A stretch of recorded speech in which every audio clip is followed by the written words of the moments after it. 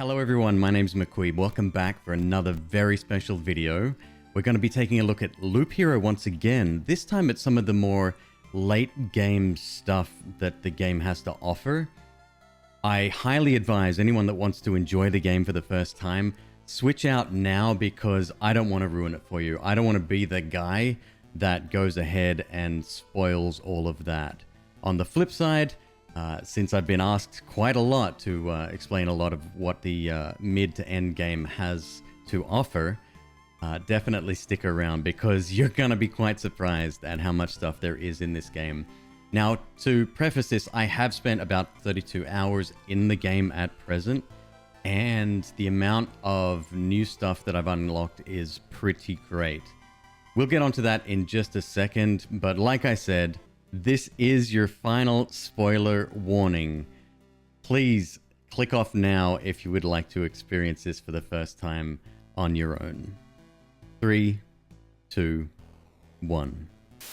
Now you're probably wondering why I started on this screen, because it is something that most people are familiar with already. I do have a couple of items on the left that most people might not have yet, but that's totally fine. That won't give too much away. When I close this, you'll see the reason. There it is. So my city has expanded quite dramatically. We've got things like river tiles. We've got the lumberjack up here, a little patch of forest over here, tons of farms. We've got a couple of warehouses. Really cool. These allow you to assign a ton of extra items to the town in your supply menu, and we'll get onto that in just a sec. We've got supply depot, we've got a healer's hut. I haven't unlocked too many other upgrades, so that will be interesting to see what happens when we do that as well. And for anyone that hasn't ever watched one of my streams, come and hang out. So that's twitch.tv/McQueeb. I'll be playing a hell of a lot of this game over the coming days and weeks. I'm really excited to share it, but like I said, I don't want to spoil too much up front. If we go to our build menu, I can walk you through everything that I've unlocked so far. So we've got 2 farms. We can build more of those. I'm not sure of the limit. Probably space would be the limitation there. We got refuge, smelter, smithy, herbalist hut. You've seen all of that before. Cemetery is a relatively new one. I think we might have even unlocked that on one of our streams. The crypt, pretty cool. That gave us the necromancer. There's our warehouse. Intel Center. Now this one's quite interesting. Not only do you unlock the Encyclopedia, but you unlock desert cards and the ability to add gold cards to the deck. If you've been paying attention to my videos, again, these are some things that you've already seen. I'll explain the gold cards pretty briefly and actually show you some of the extra ones that I've unlocked there. We've unlocked one watchtower. That was down by the river. A crossbowman will appear on an adjacent tile to the campfire as you get near, and you can build up to 4 of those. You've got the library, which gives you additional information in the encyclopedia and allows you to unlock additional lore stuff. There's our river, unlocks the river card. Pretty straightforward. It does take up a bunch of space on the map. I'm not sure if that's procedurally generated or set. There's our bridge. Alchemist tent is something I haven't yet unlocked. It unlocks alchemy, unlocks the ability to craft jewelry, if the supply depot is built, which it is. Unlocks the 0 milestone golden card. So that's one of the golden cards we don't have yet. We have one patch of forest, which unlocks the forest and thicket cards. Quite interesting, but they do come with a little bit of a side effect. I'll show you why. There's the lumberjack. After an expedition, it gives you 1 splinter for every completed loop, but no more than the amount of tiles around the lumberjack's hut. Unlocks the ability to craft furniture if the supply depot is built. And the war camp. Increases the hero's strength by 4% and unlocks the outpost card. So the strength that you see there is a passive upgrade. Unfortunately, we can only build one of those and we can't seem to increase it at the moment. But still, 4% strength just for having one additional building isn't a bad thing at all. Next, we have the statistics menu. As you can see, I've got 31, almost 32 hours there. I've gone on 26 expeditions and retreated 17 times. I've reached level 28 on one of those. That was a pretty weird run. I almost couldn't die. I don't know if I'll ever do that again, just because I was very limited by the amount of resources I can pick up. Loops completed total 189, and then it just goes through the rest of the stats there. Pretty cool stuff, actually. Goes into quite a bit of detail there. Next, we have the supply menu. Now, this is awesome. So that's the reason I built those warehouses, is because as you do that, you increase the number of maximum slots that you can assign items to in the town. Assigning items does a number of different things. So for example, the Count's Chair adds 1% of vampirism if you already have it. Now I have 2 of those, so we get an additional 2% once we pick up vampirism for the first time. I don't think the passive buff stays with you if you lose vampirism again. Each one of these does a number of different things. You get these items by finding them on adventures, but you can create them as well. When you create them, you spend resources and you get a random tool, food, jewelry, or furniture depending on what you're building, and you can't really decide what you want. It's just luck of the draw at that point. You can dismantle that and get some of your resources back, but you don't get one for one. So I have a ton of stuff that helps us get on our journey, and to make the most of that, make the journeys a little bit easier. But as you can see, they do get significantly harder as you progress. My stats total, because of all of those things that I've assigned to the camp: 1 extra potion, 2 to vampirism, as we said before. Attackers receive 2 damage after every hit, so it's a nice little bit of extra damage. It's not a lot. Every time the hero receives stable branches, he has a 10% chance of receiving more. Plus 4 max HP for every point of armor the hero has. The hero's damage is increased by 5% when he's in range of a road lantern or beacon. Plus 4 to max HP for every resource gained during expedition. 15% chance to receive 1 ration while passing through a wheat field. 9% of damage becomes damage to all. 4 armor.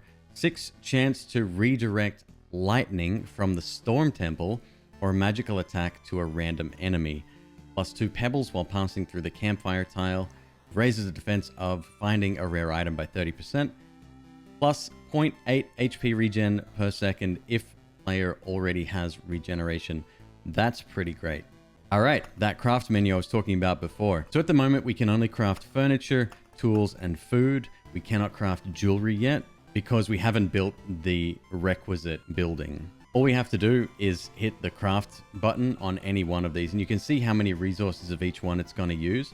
These are pretty rare, so I'm not going to be doing that just now. Plus, I've already got a bunch of stuff here.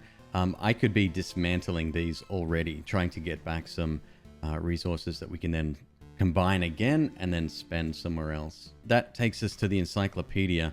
So the Encyclopedia shows you all of the cards that are available, the enemies, the resources, and the tools, right? The items that you can assign in camp.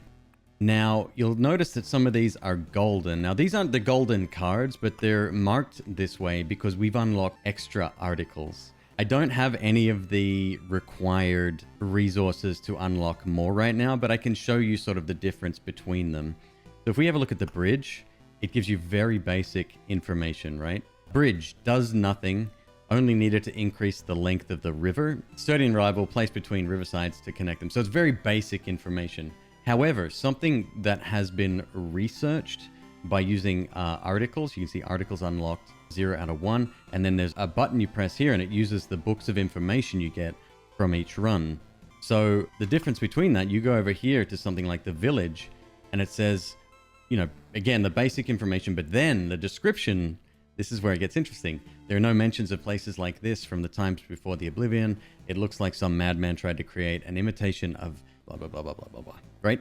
So it gives you a little bit of lore behind a lot of this sort of stuff. Enemies, same sort of thing. So if you look at a scorch worm, it sort of explains their abilities and how they work, what resources you get from each, and then a little bit of a description. If we go into something that's been unlocked, that goes way further. because these have 3 articles you can unlock. Some of them have 1, 2, or 3, depending on what type of item, resource, enemy, whatever they are. There's a lot to do in this game. It's kind of crazy. Next, these are all of the different resources you can collect. There's the Book of Memories. That's the one that we use to unlock the articles, which we've already done on here. So we get a little bit more information there. So just a lot of like little trivia bits, sometimes how they work. Depends on the item there. And then we have all of those tools and pieces of equipment that we can assign to the town. Shoe nails, attackers receive 1 damage after re-hit. Very exciting stuff here. I don't believe I've actually unlocked any of the information here. No, it doesn't look like it. That's okay. Now, let's go to our meat and potatoes here. So, I'll quickly gloss over the differences between each of the 4 chapters that I've unlocked so far. And then I'll go into some of the extra cards that we found. And we'll go on a quick run. I probably won't finish it. It's totally fine. Like I said, a lot of that stuff I want you guys to experience firsthand. That's why I didn't go too far with, you know, the second boss and all of that kind of thing, because I want this to be special. It is a special game already, but I want you to experience it as much as possible. So, you've seen this guy before. It's the Lich. Enemies have 0 to 1 abilities, -5 strength, gains 2% per loop. Max amount of a resource you can carry is 10. That's kind of the only factors that change for each run other than the boss, right? We've all met the boss before. Second chapter. This is the priestess, and she summons angels. Kind of a difficult fight, actually. You can get overwhelmed quite easily, but with enough perseverance, you'll tackle it, and with enough town upgrades and item assignments in town. So chapter 2, 1 to 2 abilities per enemy. They start at 0 now, strength-wise, and then they gain 3% per loop. Bonus resources, you get 40% bonus when you finish the round, and then the max amount you can carry there is 20 of each one. Next enemy, this is the Hunter, and these are his hounds. They're kind of made of like dark matter or something. I have no idea. Enemies have 2 to 3 abilities starting at 5%, gaining 4% per loop, strength, bonus resources 80%, and then max amount of a resource is 30. Now, this is the interesting one and something that I haven't done myself yet. So again, massive spoilers about to come. So before I click this button, 3, 2, 1, let's go. I don't even know what that thing's name is. It looks terrifying, but that's the final boss. Additionally, all of the other 3 bosses in the game appear in this level. That's scary as hell. That is unbelievable. And that's probably the reason they allowed for no limit on resources, because you're going to be sort of confined to the difficulty level in terms of the number of loops you can get behind. That's why late game, where I'm nowhere near yet, your strength in the beginning will be so huge, you'll be able to sort of progress reasonably quickly. Now, enemies have 3 to 4 abilities. Some of those are quite scary. Some of them can even break your equipment, and there's no repairing. You have to replace it, probably with garbage that you've not equipped yet. Scary stuff. Enemies start with an extra 10% strength already, and they grow 4% per loop. Bonus resources when completing, 120, and like I said before, no limit. Kind of cool stuff, man. Next. These are all of the cards that I've currently unlocked. Let's start with the golden cards, since they're probably some of the more interesting features of this game. They change the way the game plays. Let me walk you through a few and you'll sort of understand how they work. The Arsenal, which I quite like a lot, gives the player an additional item slot. Now that item slot is set depending on which character you're currently using. It lowers its quality by 15%. So it's slightly a lesser ranked item than what you may have equipped in your main slots, but it's still very, very useful. The Necromancer, I believe, gets a shield, if I'm not mistaken. The Rogue gets an amulet. Like, they're great in their own right. They give you abilities that you might not have otherwise had access to. And the only cost, essentially, is the fact that you need to place this guy on the field. So it's taking up 1 square. Maze of Memories. It does nothing. It takes up a lot of space. I haven't used it. Obviously, it's for something, but we don't know what that is yet. Maybe when you place it, it's a massive chunk of land missing. So it makes the game much, much harder because you can't lay anything down in that area. This is what I'm speculating. Let's see if I'm right or not. If you beat the game with that, maybe something extra special is unlocked, or an achievement or something. We'll see. We'll see. And the Ancient Crypt, another really fun one. So you get an extra 3 HP for every enemy with a soul killed. So that's a very specific wording. It removes an HP bonus from armor. So if you've got an armor set with, like, you know, a large amount of HP built in, you lose that entirely. So for classes like Rogue and Warrior, less effective. On classes like the Necromancer, on the other hand, freaking amazing. Because you don't get HP. You've got special bubble shield HP, which is completely different. But every enemy you killed, you get a huge boost to your HP. It's amazing. And it grants you 1 resurrection upon death. I haven't actually taken advantage of that, so I don't know how that works. I'm sure it probably does exactly what it's written there.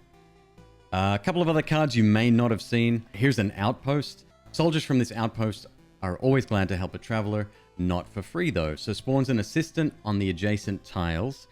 All yellow and orange items dropped in the battle will be spent as payment for his work. That's concerning. So how I think that works, I haven't used it yet. You place an outpost, right?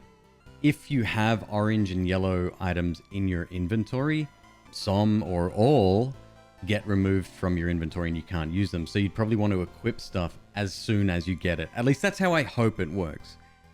If it works where as soon as you get an orange item and it's distributed immediately to those assistants, then I'm not so sure about that one. A lot of this stuff I still haven't tried. The desert, I haven't really tried. Lowers every creature's HP by 1%. That lowers by a percentage. That seems really overpowered. I have to check it out. I haven't used it yet. We have the forest here. Increases a hero attack speed by 1%. The thicket behind it increases hero attack by 2%. By itself, that's already amazing. The river card doubles the effect of adjacent landscape tiles. Now, if you're careful, because the river card has to be placed in a specific way, you can build up kind of an effective path through the map. The river card has to be placed in a line following on from the previous one that you placed. But yeah, both of those are amazing. Now, one downside to the forest card is because there's a fatigue meter for every character, you can be running out of stamina and essentially be attacking really, really slowly. You want to avoid that at all costs. Trust me. So I'm not sure what the sweet spot is. I haven't researched it fully. Anecdotally, I'd say it'd be 100 to 130, 140% speed. I've been up to a maximum of 200 and didn't see too much of a difference. Like, yes, it was insanely fast how quickly he was attacking, but the cooldown just hit over and over again, and it made it almost worse in a way. So what you'd want to do is sort of have it to the point where a long drawn-out fight isn't draining your stamina at a too great a rate so that you don't fall into that pitfall of having to attack super slow. We have the ruins. You may have seen this on one of my runs previously. Summons a Scorch Worm, which is a ranged attacker. If you're attacking on one square and there's a Scorched Worm on the next one over, they'll join in. Really annoying. I'm sure there's benefits to fighting them. I chose not to do it. It just increases the difficulty unnecessarily, in my opinion.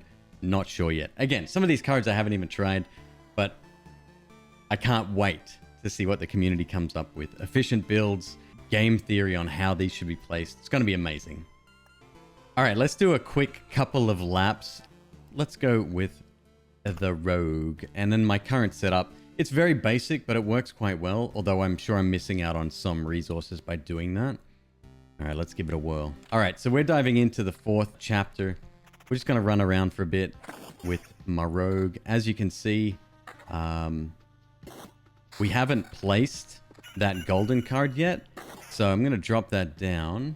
Once we get back here, we'll pause. Drop this down. This one has to be placed here. Let's put it out of the way somewhere. Yeah, that's fine. And we get an additional item slot there. So now we'll start earning that amulet item. We'll add this here. We can't use the shield, no sweat. And these thickets are amazing. As far as I can tell, there's no bonus for stacking them in a particular way. I could be wrong about that too, but I'm just going to throw them all down. This is a very haphazard build, so forgive my placement. I don't care.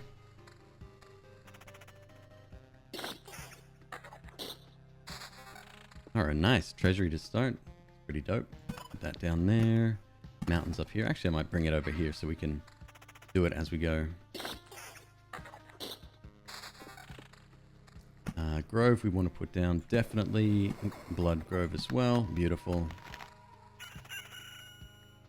Now, one interesting synergy I found was with the river card. Try putting the river card next to stuff everywhere on the map. You might be surprised as what spawns. Not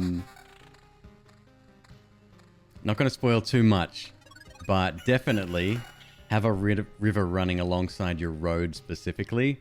It's kind of fun. I don't really care about the items, just going to throw it on here. People are going to hate this. I'm already getting criticized for doing it wrong. You probably noticed already, but up here, there's little markers here, here, and here. So that is the oncoming extra bosses. You fight every boss leading up to the final one, and they happen super fast. You're not given the same length of time that you would have otherwise on a regular run been able to do, right? Like you spend a long time placing items. You almost fill the board to about, I don't know, 50-75%, and then you fight the boss. Pretty great. Can't do that here. The great news is you're significantly stronger by this point, right? Don't know if you noticed that. There was an archer. That's because we have that, I think it's the watchtower unlocked in our camp. Yeah, just going to stack whatever here. Again, don't really care. There's an amulet. Nice. I'm not even looking at the stats right now.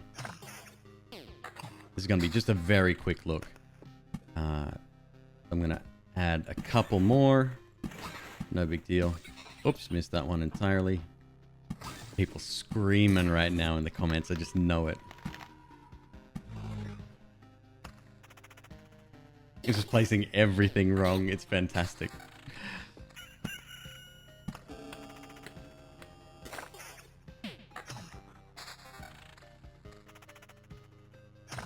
So you see the gray meter underneath there? It's like underneath my health, right? That's the fatigue meter, and that gets chopped down very, very quickly. So that's what you've got to watch out for. Also, you'll notice that I have a bubble shield. That's because we have the amulet, because we have the additional item. Perfect. Oh, yes. What's the, is it Mountain Rock? I think that's it. I'm sorry, I love trolling you guys.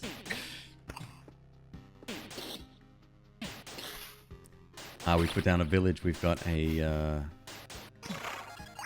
mission upgraded enemy right there.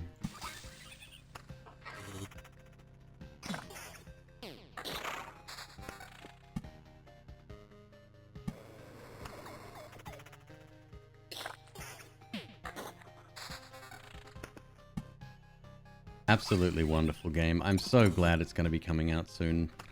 I expect that you guys are going to have the best time doing it.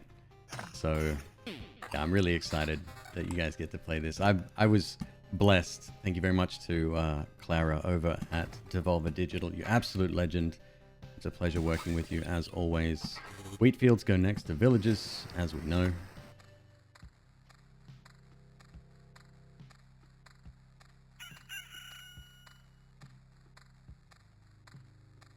Keep it going, my man. What did we get there? There he is again. So that's the crossbowman. It's a nice little bonus to helping you out per turn, and it doesn't cost you extra like what we had witnessed with that other card that we could potentially place on the field. Massive damage. Love it. Upgrade. Upgrade. Yep, upgrade. This is pretty great, actually.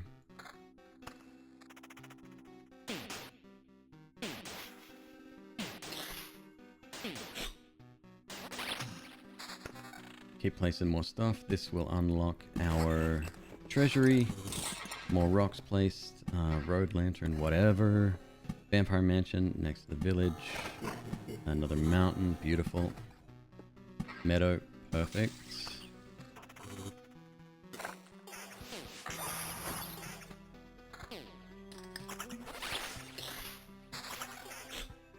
The amount of items you earn in any given run makes it very difficult to sort of keep up if you're trying to min-max, right? Because you're constantly comparing those numbers. Late game, at least early on in chapters, I found it just much easier to look at the numbers and quality. Some of that stuff like health or damage may go down as a result, but you get additional stats. It's super helpful, and it sort of speeds things up a little bit. So I definitely recommend doing that once you get comfortable with the game a little bit, for sure. We're already hitting pretty hard. Again, that's thanks to most of those upgrades that we've unlocked in the town. More rocks, let's keep going. Yeah, Chrono Crystal, let's speed things up a little bit. I could be using these to buff the meadows, but let's buff our vampires as well. That's, of course, if they're based on time. Oh, it's the other things that spawn. That's when the vampires show up.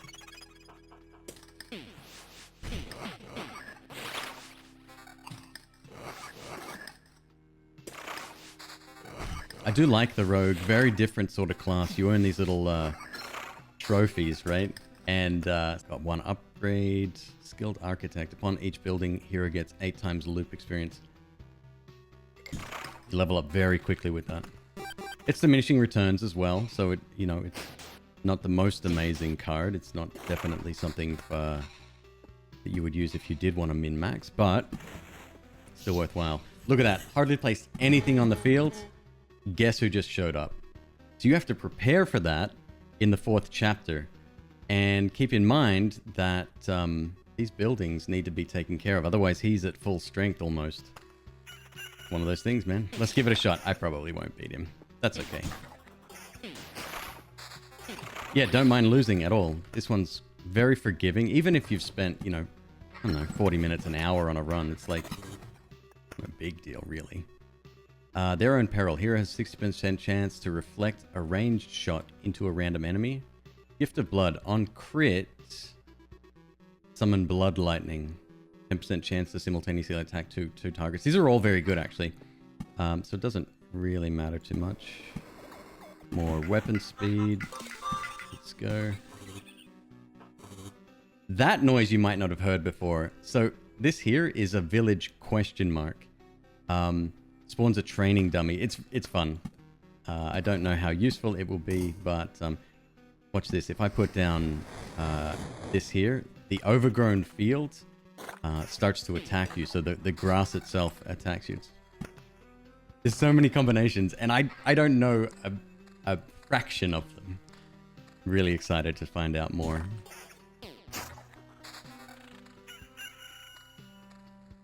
Nothing spawned, so we didn't actually get to see them. That's okay. This may be over very quickly anyway. We'll see. So it's our Lich, our friend. As always, let's skip the dialogue.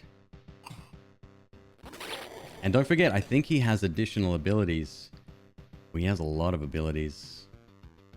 Wow. What an absolute unit. This stage is gonna test ya. You would kind of have to weigh up going on a few extra loops, but then he having more damage at that point. Scary. Scary stuff. Folks, thank you so much. I'm going to leave you there. It's been an absolute pleasure showing you a little bit more of the game. I cannot wait for you guys to play it. It is out on the 4th of March. It's only a few days away. If you're interested in hanging out with me when I play, I'll be playing on the 2nd, 3rd, and 4th.